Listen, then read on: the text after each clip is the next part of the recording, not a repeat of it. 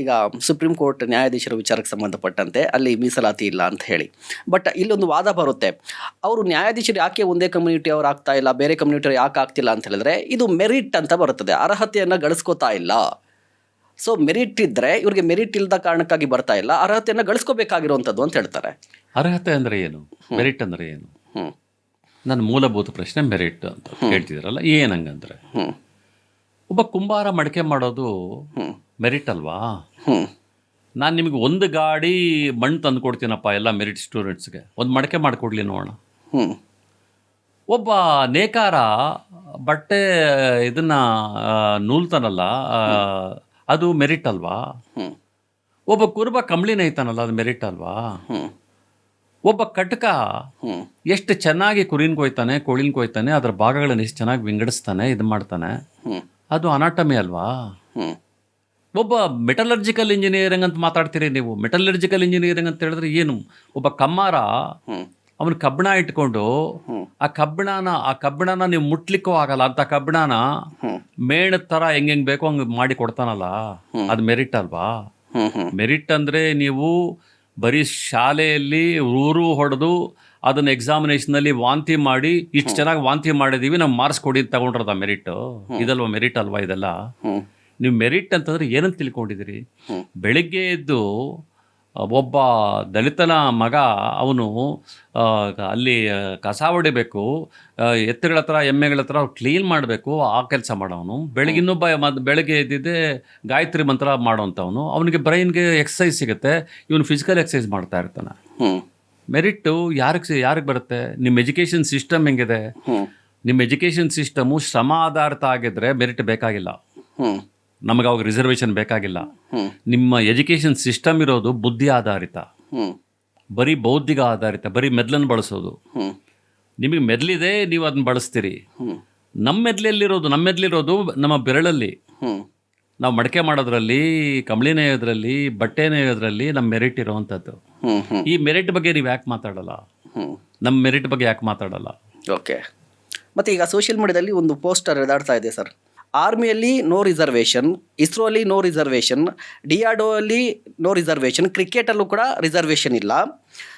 ಆದರೆ ಎಜುಕೇಷನಲ್ಲಿ 60% ಇದೆ, ಮೆಡಿಕಲಲ್ಲಿ 60% ಇದೆ, ಗೌರ್ಮೆಂಟ್ ವರ್ಕಲ್ಲಿ 60% ಇದೆ. So make India great again, end reservation. ಅಲ್ಲ, ಈಗ ಕ್ರಿಕೆಟಲ್ಲಿ ರಿಸರ್ವೇಷನ್ನು ಇಲ್ಲ ಅಂತ ಹೇಳ್ತಾರೆ. ಅದಕ್ಕೆ ಕ್ರಿಕೆಟಲ್ಲಿ ತುಂಬ ಚೆನ್ನಾಗಿ ಹೋಗ್ತಾ ಇದೆ, ಕ್ರಿಕೆಟ್ ಟೀಮ್ ಚೆನ್ನಾಗಿದೆ, ತುಂಬ ಬೇರೆ ಕಡೆ ಎಲ್ಲ ಗೆಲ್ತಾ ಇದ್ದೀವಿ, ರಿಸರ್ವೇಷನ್ ಇಲ್ಲ ಅಂತ. ಕ್ರಿಕೆಟಲ್ಲಿ ಫಾಸ್ಟ್ ಬೌಲರ್ಸ್ ಯಾವ ಜಾತಿ ಇದಾವ್ರೆ ಅಂತ ಒಂದು ಸ್ವಲ್ಪ ನೋಡಿ. ಒಳ್ಳೆ ಫೀಲ್ಡರ್ಸ್ ಯಾವ ಜಾತಿಯವರು ಇದ್ದಾರೆ ಅಂತ ನೋಡಿ.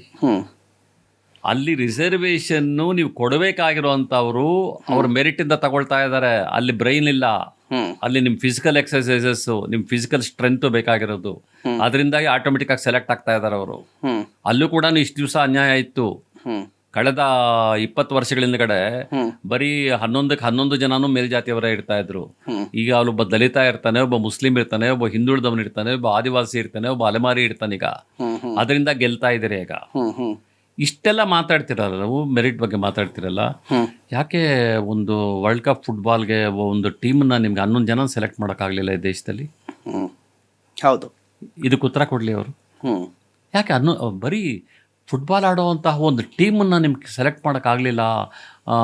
ಎಷ್ಟು 170 ಕೋಟಿ ಇರುವಂತಹ ಜನದಲ್ಲಿ ಅಂದರೆ ನೀವು ಇಂಥ ಆರ್ಗ್ಯುಮೆಂಟ್ಸಿಂದಾಗಿ, ರಿಸರ್ವೇಷನ್ನು ಇಂಥಗಳ ಆರ್ಗ್ಯುಮೆಂಟ್ಸಿಂದಾಗಿ ನೀವು ರೋಗಿಷ್ಠರಾಗಿದ್ದೀರಾ ಅಂತ ಅರ್ಥ. ನೀವು ರೋಗಿಷ್ಠರಾಗದೆ ನೀವು ಆರೋಗ್ಯಪೂರ್ಣವಾಗಿ ಯೋಚನೆ ಮಾಡೋಂಗಿದ್ದಿದ್ರೆ ಈ ಸಮುದಾಯಕ್ಕೆ ನನ್ನಿಂದ ಅನ್ಯಾಯ ಆಗಿದೆ. ನಾನು ಟಾಯ್ಲೆಟಲ್ಲಿ ಕುಂತು ನಾನು ಮಲ ಮಾಡಿದ್ದನ್ನು ತೆಗೆಯುವಂಥ ಸಮುದಾಯ, ಅವ್ರ ತಾತಂದರು, ಅವ್ರ ಅಜ್ಜಿಯಂದರು ಎಲ್ಲ ತಲೆ ಮೇಲೆ ಹೊತ್ತರು, ನಮ್ಮ ತಾತಂದ್ರ ನಮ್ಮ ಮಲವನ್ನು ಹೊತ್ತರು ಅನ್ನುವಂಥ ಒಂದೇ ಒಂದು ಪರಿಕಲ್ಪನೆ ನಿಮ್ಗೆ ಯಾಕೆ ಬರಲ್ಲ? ಒಂದು ಗಿಲ್ಟ್ ಯಾಕೆ ಕಾಡಲ್ಲ ನಿಮಗೆ? ಯಾರೋ ನೇದಿರುವಂಥ ಶರ್ಟ್ ನಾನು ಹಾಕ್ಕೊಂಡು ಓಡ್ತಿದ್ದೀನಲ್ಲ, ಆ ನೇದವನ ಗತಿ ಏನಾಗಿದೆ, ಅವನ ಬದುಕು ಹೆಂಗಿದೆ ಅಂತ ಎಂದಾದರೂ ನೋಡಿದ್ದೀರಾ ನೀವು? ಇಲ್ಲೊಂದು ಆರ್ಗ್ಯುಮೆಂಟ್ ಬರುತ್ತೆ ಸರ್, ಈಗ ಮಲ ಹೊರೋದೆಲ್ಲನೂ ಕೂಡ ನಾವು ಮಾಡ್ತಾ ಇಲ್ವಲ್ಲ, ಯಾರೋ ನಮ್ಮ ಮುತ್ತಾತ ಮಾಡಿರೋದು, ನಮ್ಮ ತಾತ ಮಾಡಿರೋದು, ಆಗಾಗಿರೋದು, ಈಗ ನಾವೇ ಯಾಕೆ ಅನುಭವಿಸ್ಬೇಕು? ಸ್ಕ್ರೂ ಹಾಕೋವಾಗ ಒಂದು ದಾರಿಯಲ್ಲಿ ಸ್ಕ್ರೂ ಹಾಕ್ತೀರಾ ನೀವು, ಸ್ಕ್ರೂ ತೆಗೆಯುವಾಗಲೂ ಅದೇ ದಾರಿಯಲ್ಲೇ ಬರಬೇಕು. ಈಗ ಸ್ಕ್ರೂ ತೆಗಿತಾ ಇದ್ದೀವಿ, ಹ್ಮ್ ಹ್ಮ್ ಹ್ಮ್ ಹ್ಮ್ ಅದೇ ದಾರಿಲಿ ಬರಬೇಕಾಗತ್ತೆ ನಾವು. ನಮ್ಮ ತಾತ ಮಾಡೋದಕ್ಕೆ ಯಾರೂ ಚಾಲೆಂಜ್ ತಗೊಳ್ತಾ ಇಲ್ಲ. ಹ್ಮ್ ನಮ್ಮ ತಾತ ಮಾಡಿದ್ದ ಗಿಲ್ಟ್ ಇದೆಯಲ್ಲ, ಆ ಗಿಲ್ಟ್ ನಮಗಿರಬೇಕಿತ್ತು. ಹ್ಮ್ ನಾನು ಒಬ್ಬ ಲ್ಯಾಂಡ್ಲಾರ್ಡ್ ಕುಟುಂಬದಿಂದ ಬಂದವನಿಗೆ ನಮ್ಮ ಮನೇಲಿ ಜೀತ ಮಾಡ್ತಾ ಇದ್ನಲ್ಲ, ಅವನ ಬಗ್ಗೆ ಕರುಣೆ ಇರಬೇಕು. ಅವನ ಮಗ ಹಿಂಗೆ ಅನ್ಯಾಯ ಆಯ್ತಲ್ಲ ನನ್ನಿಂದಾಗಿ ಅನ್ನುವಂಥ ಗಿಲ್ಟ್ ಇರಬೇಕು. ಹ್ಮ್ ಆ ಗಿಲ್ಟ್ ಇದ್ದರೆ ಇವೆಲ್ಲ ಅರ್ಥ ಆಗೋದು ಭಾಳ ಸುಲಭ ಆಗತ್ತೆ. ಹ್ಮ್ ಇಲ್ಲಿನ ಜಾತಿ ಪದ್ಧತಿನ ನೀವು ಎಷ್ಟು ಚೆನ್ನಾಗಿ ನಿಮ್ಮ ಹೆಸರುಗಳ ಪಕ್ಕದಲ್ಲೇ ನಿಮ್ಮ ಜಾತಿನ ಇಟ್ಕೊಂಡು ಓಡಾಡ್ತಿರಲ್ಲ, ರಿಸರ್ವೇಷನ್ ವಿರುದ್ಧ ಮಾತಾಡ್ತಿರಲ್ಲ.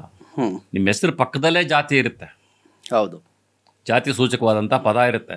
ಅದು ದೊಡ್ಡದಾಗಿ ಹೇಳ್ಕೊಡ್ತೀರಾ, ನಾನು ಇಂಥ ಜಾತಿಯವನು, ನನ್ನ ಜೆನೆಟಿಕ್ಸ್ ಇಂಥದ್ದು ಅಂತೆಲ್ಲ ಹೇಳ್ಕೊಳ್ತೀರಾ. ಹ್ಮ್ ಆದರೆ ಆ ಹೆಸರಿನ ಪಕ್ಕದಲ್ಲಿ ಜಾತಿ ಹಾಕ್ಕೊಳ್ಳೋದಕ್ಕೆ ಅವಮಾನ ಪಡೋವಂಥ ಎಷ್ಟು ಜಾತಿಗಳಿದಾವೆ.